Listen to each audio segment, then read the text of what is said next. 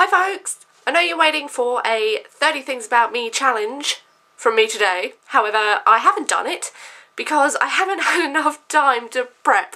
I've got about 25 things about me, but I've got to think of 5 more semi-interesting things that you guys may like. So it may take me a little while, but it's not happening today. Not the day before I start panto anyway, because my head is other places.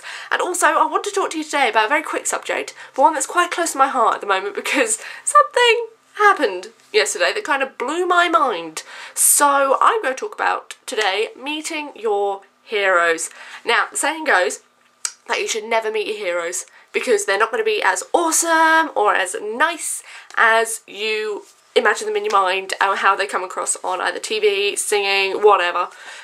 And I've stuck to that for about 15 years because everyone idolises someone.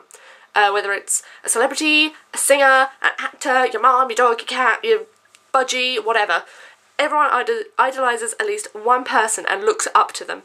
Now, I only have one person, and I'm not much of a celebrity fan, if you get what I mean. Like, I'm not really into the celebrity culture and all the rest. But I've been a fan of this person since I was knee-high to a grasshopper. I mean, I was very small when I was brought up on Blackadder, brought up on Jeeves and Wooster, brought up on a bit of Fry and Laurie, so you can probably guess who I'm talking about right now.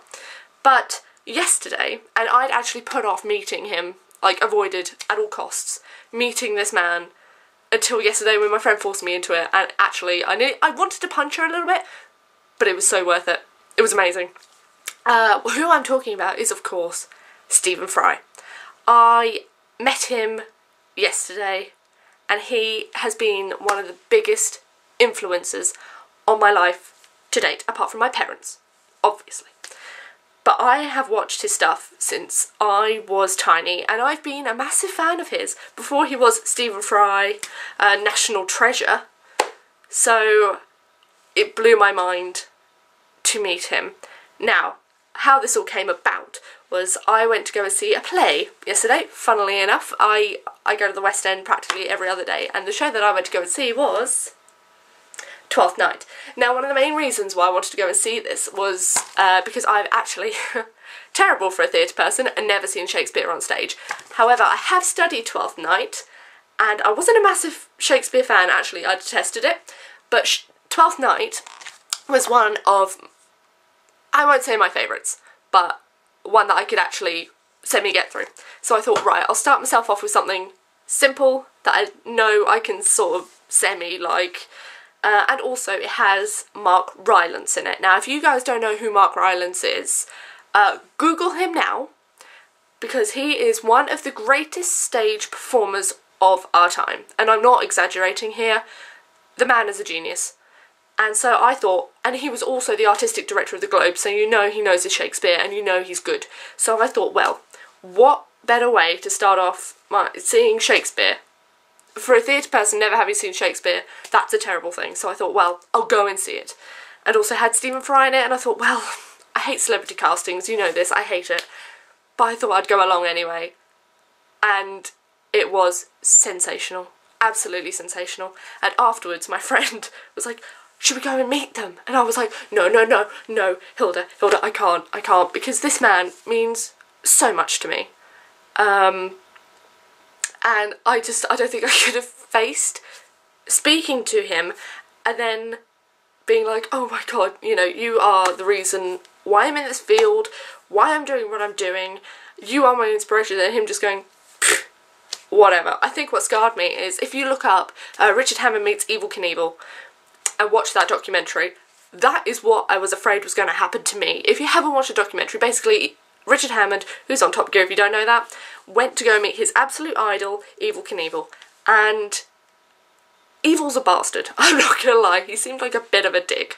So, and he was just quite rude to Richard Hammond the whole time, and it really, when Richard came out, he was really like, am I glad that I met him? Yeah, and I never wanted that to happen to me. But you know what, I'm just going to show you the photo, so here you go.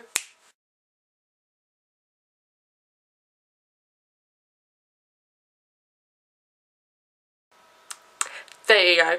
That was me meeting Stephen Fry. And the man on your right, picture left, is, he played Trigger. Oh shit, I've forgotten his name. I literally just remembered it. Roger Lloyd Pack. I was going to call him Rupert. I was like, that's definitely wrong. Roger Lloyd Pack, who played Trigger in Only Fools and Horses, and he was also in The Vicar of Dibley. He got in on the photo because, well, why the hell not? But to meet Stephen Fry, I mean, I can't tell you how big a fan of this guy I am.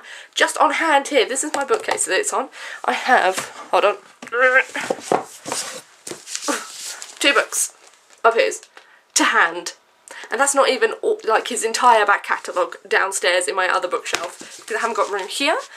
I've got practically all of his DVDs, and the man is just a genius, an absolute genius, and I don't say that lightly.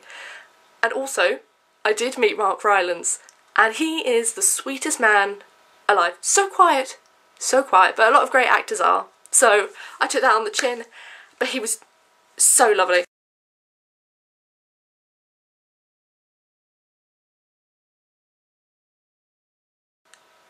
Yeah, you know the saying, never meet your heroes?